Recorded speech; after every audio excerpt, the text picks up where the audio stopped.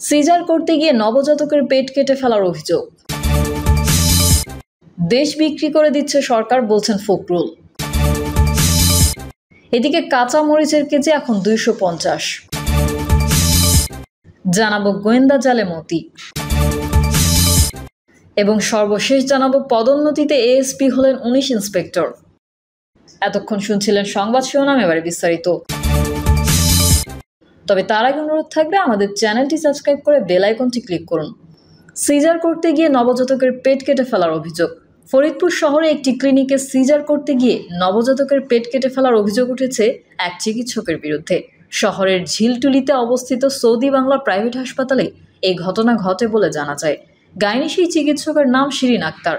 জানা গেছে, শহরের দক্ষিণ চরকমলাপুর এলাকার বাসিন্দা কসাই দোকানের সহকারী নায়েব আলীর স্ত্রী মোর্শেদা বেগম সিজারিয়ান অপারেশনের জন্য শনিবার বিকেলে হাসপাতালটিতে ভর্তি হন।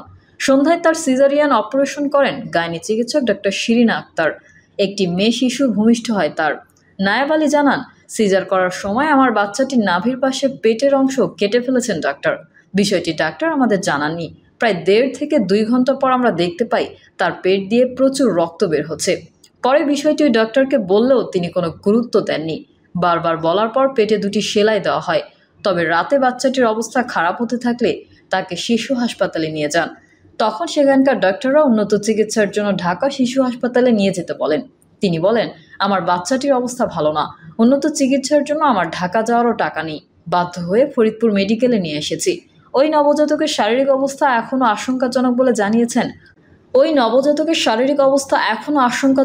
জানিয়েছেন ফরিদপুর বঙ্গবন্ধু শেখ মুজিব মেডিকেল কলেজ হাসপাতালের শিশু ওয়ার্ডের বিভাগীয় প্রধান প্রফেসর ডক্টর পারভেজ। তিনি বলেন, শিশুকে যখন আনা হয়েছিল তখন শকের মধ্যে ছিল। তার শরীরের থেকে রক্তক্ষরণ হওয়ার শক হয়। আগামী 72 ঘন্টা না যাওয়া পর্যন্ত আশঙ্কামুক্ত বলা যাচ্ছে না। এই ঘটনাকে অনাকাঙ্ক্ষিত বলছেন ওই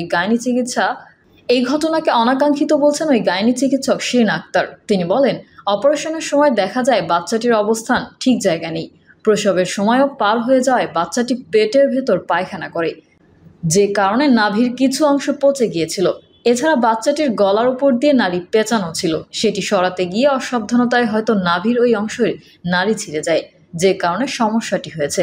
এ বিষয়ে হাসপাতালটির চেয়ারম্যান মোহাম্মদ শহীদুল ইসলাম লিখন বলেন, এটি একটি অনাকাঙ্ক্ষিত ঘটনা। খবর পেয়ে হাসপাতালে এসে শিশুটির খোঁজ খবর নিয়েছি। তাকে পরিপূর্ণ সুস্থ করার যাবতীয় ব্যবস্থা নেওয়া হবে। দেশ বিক্রি করে দিচ্ছে সরকার, বলছেন ফখরুল। প্রধানমন্ত্রী শেখ হাসিনার ভারত সফরে বাংলাদেশ লাভবান হয়নি বলে মনে করেন বিএনপির মহাসচিব মির্জা ফখরুল ইসলাম আলমগীর। শুধু তাই নয়, সরকার বিদেশিদের কাছে বাংলাদেশকে বিক্রি করে দিচ্ছে বলেও দাবি করেছেন তিনি।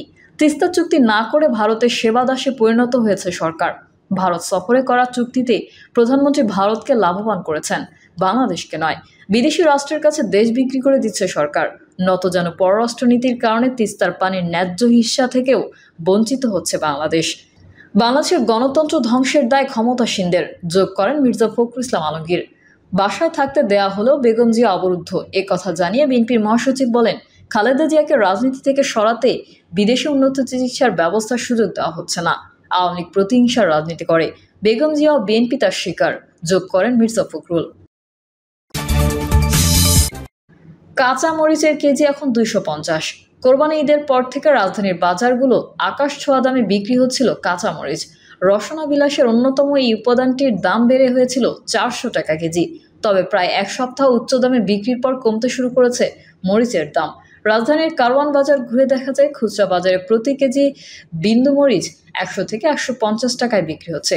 ভারতীয় মরিচ বিক্রি হচ্ছে 200 টাকায়, আর কারেন্ট নামে পরিচিত মরিচ বিক্রি হচ্ছে 250 টাকা কেজি। অথচ ঈদের আগে মাত্র 80 থেকে 120 টাকায় বিক্রি হয়েছিল সব ধরনের মরিচ। মরিচের দাম কমার কারণ হিসেবে রহিম নামের এক বিক্রেতা বলেন, কাঁচা সবজির বাজার সরবরাহ আর চাহিদার উপর নির্ভর করে। সরবরাহ কম, চাহিদা বেশি তো দাম বেশি, আবার চাহিদা কম, সরবরাহ বেশি তো দাম কম। ঈদের 2 দিন পরে চাহিদা বেশি ছিল, কিন্তু ট্রাক চলাচল বন্ধ থাকায় মরিচের দাম বেশি ছিল। এখন একটু কমেছে, তখন মরিচ আসেনি তাই বাজারে বেশি ছিল। আবুল কালাম নামের আরেক বিক্রেতা বলেন, ঈদের সময় গাড়ি ভাড়া বেশি ছিল, তাছাড়া ঠিকমতো গাড়ি আসছিল না। এতে মরিচ বাজারে চাহিদা থাকলেও সরবরাহ কম ছিল, তাই দাম তখন বেশি ছিল। এখনও মরিচ 180 থেকে 200 টাকায় বিক্রি হচ্ছে। গত কয়েকদিন আগে 350 টাকা পর্যন্ত বিক্রি হয়েছে।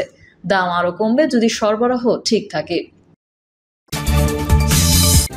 গোয়েন্দা জালে মতি। জাতীয় রাজস্ব বোর্ডের সদস্য ডক্টর মতিউর রহমান এখন গোয়েন্দা জালে। তার বিপুল সম্পদের ফিরিস্তি গণমাধ্যমে প্রকাশিত হয়েছে। তার চেয়েও বড় কথা, নিজের সন্তানকে তিনি অর্থের জন্য অস্বীকার করেছেন। দুর্নীতি দমন কমিশন আগামী রোববার তার বিরুদ্ধে তদন্তের আনুষ্ঠানিক ঘোষণা দেবে বলে দায়িত্বশীল সূত্রগুলো নিশ্চিত করেছে। একাধিক গোয়েন্দা সংস্থা প্রাথমিকভাবে গণমাধ্যমে যেসব সংবাদ প্রকাশিত হয়েছে তার সত্যতা পেয়েছে। গোয়েন্দা সূত্র বলছে, মতি দেশেই আছেন। তিনি যেন বিদেশে যেতে না পারেন সেই জন্য সতর্ক অবস্থায় রয়েছেন তারা। যদিও এখন পর্যন্ত তার বিদেশ ভ্রমণের উপর নিষেধাজ্ঞা আরোপ করা হয়নি, কিন্তু একাধিক সূত্র বলছে মতিউর রহমান, যাকে তার সন্তান হিসেবে অস্বীকার করেছেন, সেই ইফাত এখন দেশে নেই। তিনি 2 দিন আগেই বিদেশে চলে গেছেন বলে দায়িত্বশীল সূত্রগুলো নিশ্চিত করেছে। তবে গোয়েন্দা সংস্থাগুলো বলছে ইফাত তাদের কাছে কোনো বিষয় নয়, বিষয় হলো মতিউর রহমান। এনবিআরের এই কর্মকর্তা কিভাবে বিপুল সম্পদের মালিক হলেন সেটি তদন্তের দায়িত্ব দুর্নীতি দমন কমিশনের। কিন্তু মতিউর রহমান যেন বেনজিরের মতো সটকে পড়তে না পারেন, বা তিনি যেন তার নামে বেনামে রাখা সম্পদগুলো বিক্রি বার্তা না করতে পারেন, সেই জন্য গোয়েন্দা নজরদারিতে রাখা হয়েছে মতিউর রহমানকে। শুধু দেশেই নয়, বিদেশেও মতিউর রহমানের বিপুল সম্পদ রয়েছে বলে ধারণা করা হচ্ছে। সাধারণত এ ধরনের ঘটনার পরপরই দুর্নীতিবাজরা বিদেশে পালিয়ে যাওয়ার চেষ্টা করে থাকেন।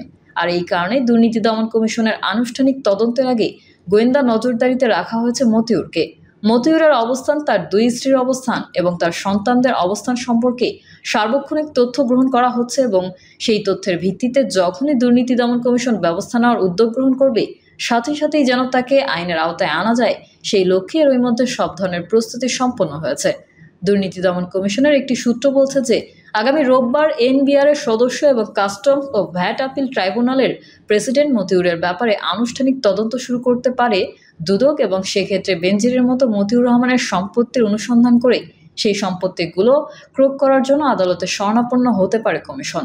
দুর্নীতি দমন কমিশনের একজন আইনজীবী বলেছেন যে এখন পর্যন্ত গণমাধ্যমে তার সম্পর্কে যেসব তথ্য প্রকাশিত হয়েছে তার আলোকে তারা তদন্ত শুরু করতে চান এবং একটি সুষ্ঠু নিরপেক্ষ তদন্তের মাধ্যমে আসলে মতিউর রহমানের অবৈধ সম্পদ রয়েছে কিনা তা উদ্ধার করতে চান।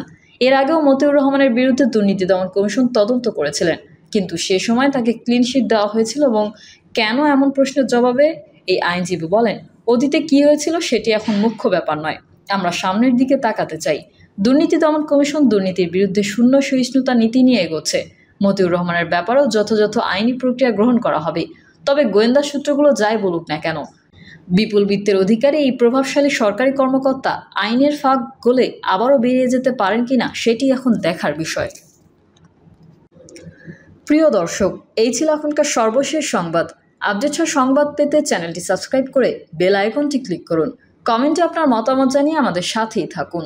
ধন্যবাদ সবাইকে। আল্লাহ হাফিজ।